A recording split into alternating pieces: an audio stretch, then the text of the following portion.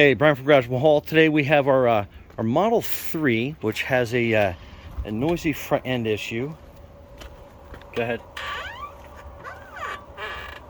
So we are going to take a look inside the garage, take the wheel off, and see what is causing that.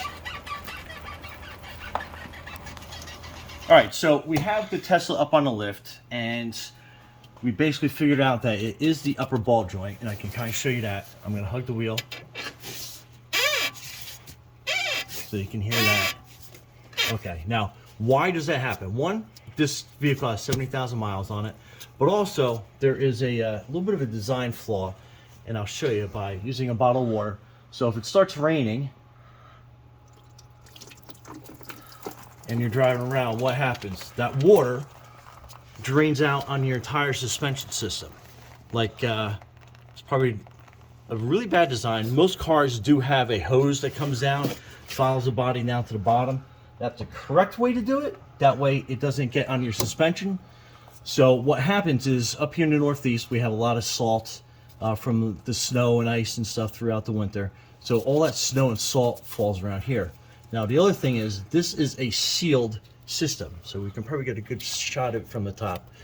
So there's no cap, so there's no way to actually inject grease into this fitting to put grease onto that ball joint. That's making that horrible creaking noise. So anyway, we are going to get a grease needle, and we're going to inject into the rubber boot some grease, and hopefully that will quiet that down. So stay tuned. All right, so basically how we're going to do this is you need a grease gun. So this is a Performance Tool grease gun. And then you're going to need a Performance Tool grease injection needle, just to kind of give you an idea of what that is. So you open up your grease gun. So that is your grease fitting. And then I like using the red heavy duty grease. It's kind of like a red marine grease, so it'll stand up to the salt and stuff. So you basically take the top of the grease, you pop this can lid here, and you put that in there. So that is your grease. And then what you are doing is you're pulling this back,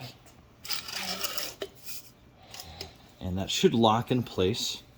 And then you're simply putting your cardboard end down, and then your ring part is going to be at the top.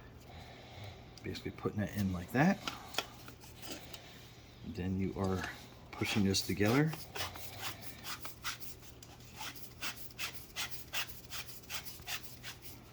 Then that is your grease gun, that's your grease fitting. And then hold this lever, and then open up on that. And then that is how your grease gun is ready to go. And then a lot of people don't know that this actually unscrews, and then that tightens down onto your fitting. So with the needle, what we're going to do is we're going to open this up. Now be careful, because this is a needle. So we're going to put that down. And it's kind of like a miniature grease fitting if you've ever seen them. So that's the top of what your grease fitting looks like. And we're going to put that down there. I'm going to screw this down nice and tight. Then you are ready. So again, be careful. This is very sharp. Okay, so we're going to go over to our Tesla. Now what we're going to do is we're going to make a hole on this side, and then we're going to kind of make a vent hole on this side. So what we're going to do is just use the needle unattached, and I'm going to make, so what we're going to do is we're going to put a small vent hole in here so this grease can escape or let some air out. So we're just going to poke a small little hole in there. That's all there is to it. And then we are going to attach this to the grease fitting. We're going to tighten this down. We're going to take the cap off, and we're going to be super careful handling that. And then we are going to open up the grip on that. And then we're going to basically pump it till the grease starts coming out.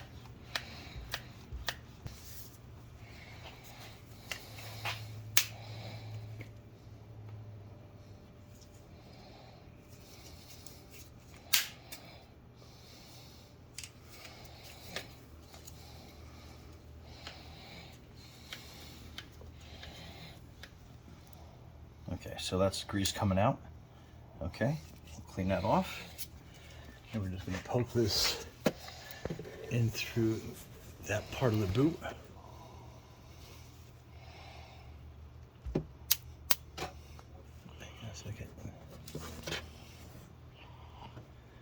right, so we're going to poke that in.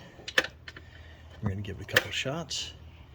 And we're going to keep an eye on the back side so when the grease starts coming out on that side, we know we're done.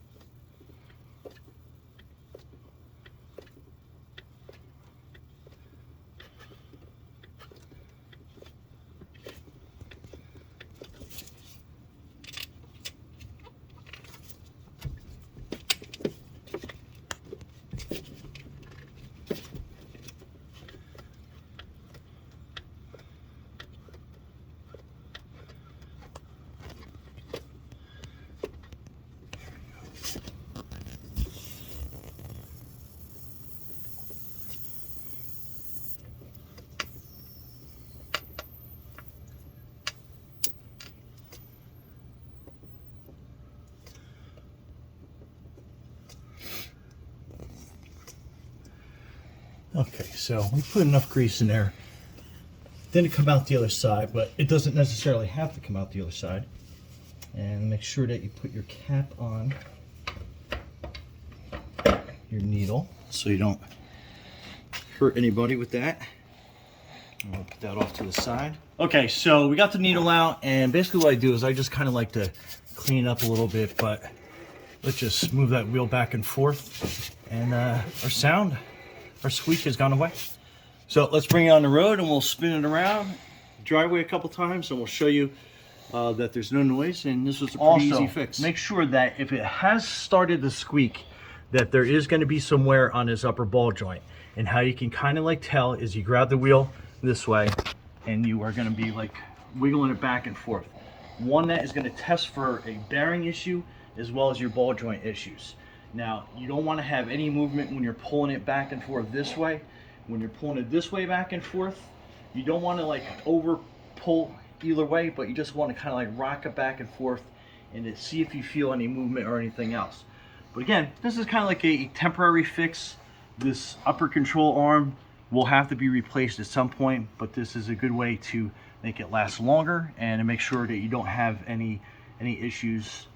And as a preventive, we are going to go on to the passenger side and basically do the same thing, just to grease the upper ball joint. Also, another thing to look for to make sure your ball joints are actually good is you want to make sure that your tire is wearing evenly.